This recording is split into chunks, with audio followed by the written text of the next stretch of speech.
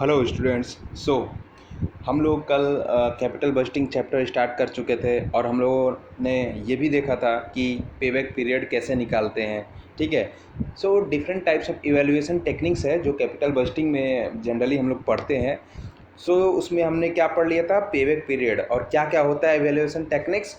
जैसे payback period हो गया मेरा, accounting rate of return, net present value, ठीक है, internal rate of return and profitability index. और हम लोगों ने ये भी पढ़ा था कल कि जो जितने भी मेथड्स होते हैं उसमें बस जो अकाउंटिंग रेट ऑफ रिटर्न होता है या एवरेज रेट ऑफ रिटर्न, उसमें बस हमें क्या चाहिए होता है, नेट प्रॉफिट।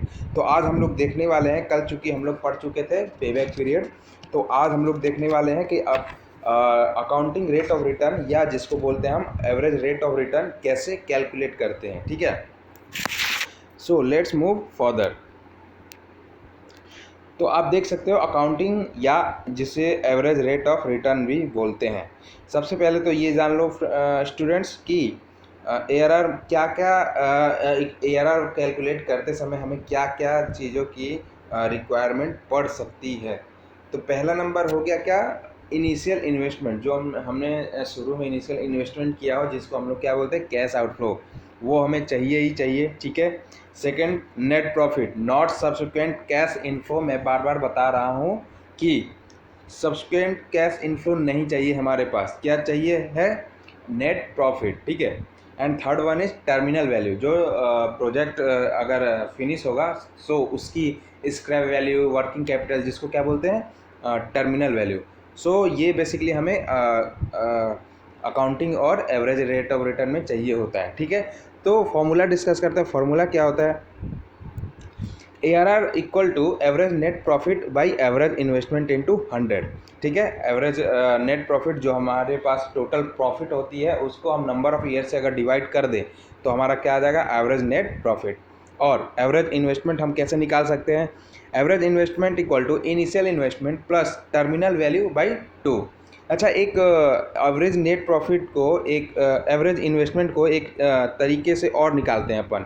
वो नीचे लिखा हुआ है, cost of assets plus installation expense plus scrap value plus working capital by 2। ठीक है। तो ये क्या फार्मूला होता है, हमने ऊपर देखा है अभी कि एवरेज इन्वेस्टमेंट का फार्मूला क्या होता है, initial investment plus terminal value by 2। लेकिन नीचे अभी फार्मूला हम लोगों ने डिस्कस किया, cost of asset plus installation expense plus scrap value plus working capital.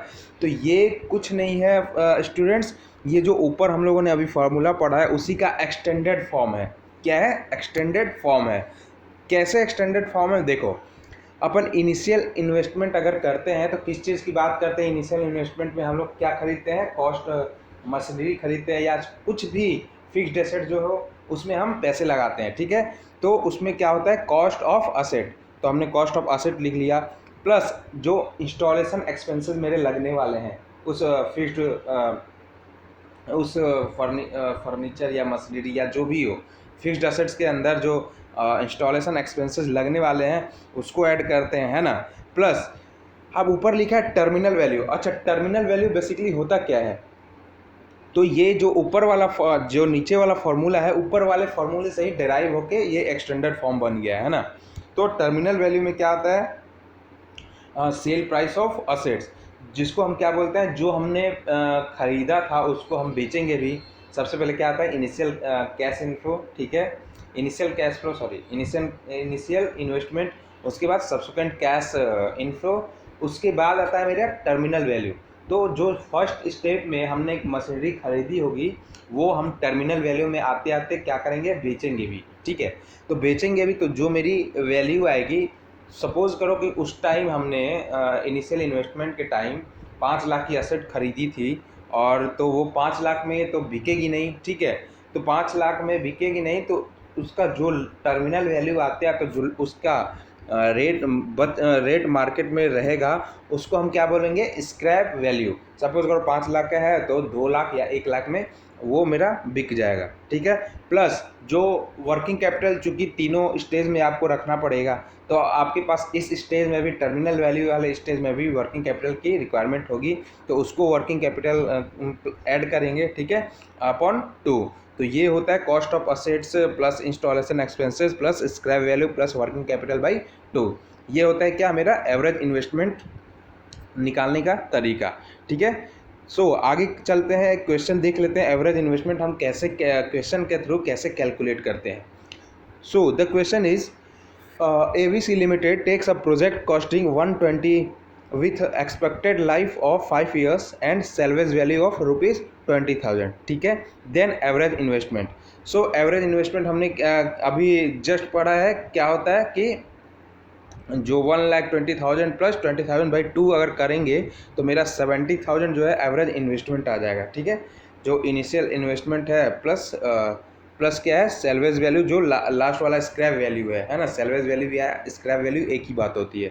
ठीक है, तो जो इनिशियल इन्वेस्टमेंट है प्लस सेल्वेज वैल्यू बाई 2, तो ये अपन 2 जैसे ही करेंगे 70,000 मेरा एवरेज इन्वेस्टमेंट आ जाएगी फिगर। ठीक है, सो नेक्स्ट फर्दर मूव करते हैं। क्वेश्चन क्या बोल रहा है कि to continue with above example the project require an additional working capital of rupees 20,000 and is expected to generate annual average profit after tax of rupees 18,000, then ARR equal to what। ठीक है, तो average investment देखो students हम लोगों ने निकाल चुका था 70,000 पहले, प्लस क्वेश्चन के अंदर अभी फिर से क्या बोल रहा है, एडिशनल वर्किंग कैपिटल जो टर्मिनल वैल्यू की एडिशनल वर्किंग कैपिटल है वो भी दे रखा है हमारा रुपीज़ 20,000। तो 70,000 में अगर एडिशनल आप वर्किंग कैपिटल ऐड कर दोगे, फार्मूला तो एक्चुअली हम लोगों ने जो डिस्कस किया था वही था, तो वर्किंग कैपिटल लास्ट में जो ऐड होगा ही है ना, तो 70,000 प्लस 20,000 इक्वल टू 90,000 जो कि मेरा एवरेज इन्वेस्टमेंट हो जाएगा। ठीक है, और प्रॉफिट आफ्टर टैक्स दिया हुआ है, तो प्रॉफिट आफ्टर टैक्स क्या दिया हुआ है कि profit after tax equal to इसमें the working capital of 20,000 expected to general annual average profit after tax 18,000 दिया हुआ है जो कि मेरा, तो एवरेज इन्वेस्टमेंट मेरा क्या हो जाएगा, आप देख सकते हो मैंने कैलकुलेट करके निकाल दिया है एवरेज रेट ऑफ रिटर्न। ठीक है, एवरेज रेट ऑफ रिटर्न मैंने निकाल दिया total profit by average net profit by average investment. ठीक है, तो टोटल हमने एवरेज रेट ऑफ रिटर्न निकाल दिया है।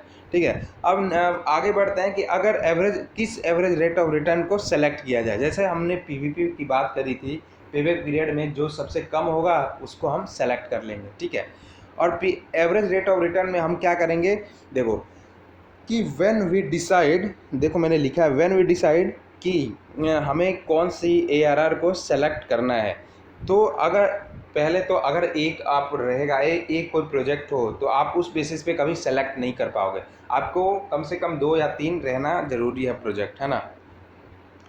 तो जब 2 या 2 से अधिक प्रोजेक्ट हो तो जिसकी ARR हायर होगी, मैं फिर से बोलता हूँ, जिसकी ARR हायर होगी वो सेलेक्ट किया जाएगा। ठीक है, अब नेक्स्ट थर्ड जो आता है नेट प्रेजेंट वैल्यू, जो कि इस पूरे चैप्टर का बैकबोन माना जाता है। एक नेट प्रेजेंट वैल्यू, ये होता क्या है कि जो प्रोजेक्ट है उसकी नेट प्रेजेंट वैल्यू जानना। इसके पहले हम लोगों ने नेट प्रेजेंट वैल्यू निकालने का कैलकुलेटर से मेथड भी सीखा है, वो इसमें काफ़ी यूज़ आने वाला है। ठीक है, तो नेट प्रेजेंट वैल्यू का जो फॉर्मूला होता है present value of cash inflow. ठीक है, जो अभी हम लोग कैलकुलेट करके निकालने वाले हैं, जो फिगर आने वाली है present value of cash inflow minus present value of cash outflow, जो हम मशीनरी में इन्वेस्ट करेंगे उस टाइम उसकी वैल्यू को अगर माइनस करेंगे तो हमारे पास क्या आ जाएगा, net present value, that is NPV। And आज स्टूडेंट्स फार्मूला डिस्कस कर लेते हैं, फिर एक कंप्लीट क्वेश्चन कराऊंगा जिससे आपको पूरा ये कॉन्सेप्ट समझ में आ जाएगा कि what is capital budgeting, what are the main importance of capital budgeting, and when according to this evaluation techniques, when the project must be selected according to some criteria, okay, some different criteria। ठीक है, तो होता क्या है कि उसके बाद आता है internal rate of return, that is IRR। तो IRR क्या होता है, IRR इक्वल टू LDR, जो कि हो गया मेरा LDR equal to lower discount rate, है ना, plus positive NPV upon positive NPV minus negative NPV into HDR minus LDR. जो डिफरेंस होता है higher discount rate minus lower discount rate वो लेते हैं अपन, ठीक है। तो ये फॉर्मूला अगर यूज़ करेंगे तो इंटरनल रेट ऑफ रिटर्न मेरा निकल जाएगा। तो ये आईआरआर कैलकुलेट करने के लिए हमेशा ध्यान रखना है स्टूडेंट्स कि हमें सबसे जो मोस्ट इम्पॉर्टेंट रोल प्ले करने वाला वो मेरी एनपीवी की वैल्यू रोल प्ले करने वाली है ना।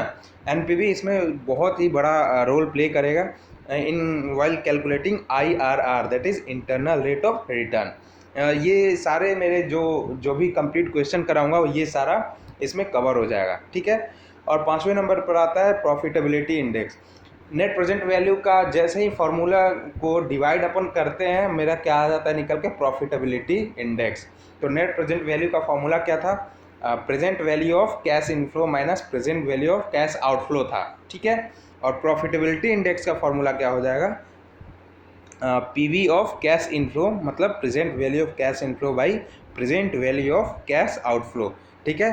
तो ये तो रहा हमारा आज का लेक्चर। अब कल के वीडियो में हम पढ़ने वाले हैं एक कंप्लीट क्वेश्चन मैं कैपिटल बजटिंग का कराऊंगा, जिसमें मैं इनिशियल इन्वेस्टमेंट से लेके क्या क्या था मेरा initial investment, subsequent cash inflow and terminal values, ठीक है। उसके थ्रू हम क्या सारे जितने भी हम मेथड्स पढ़े हैं अभी फार्मूला में जितने भी मेथड्स पढ़े हैं सबको मैं बारी बारी कैलकुलेट कराऊंगा।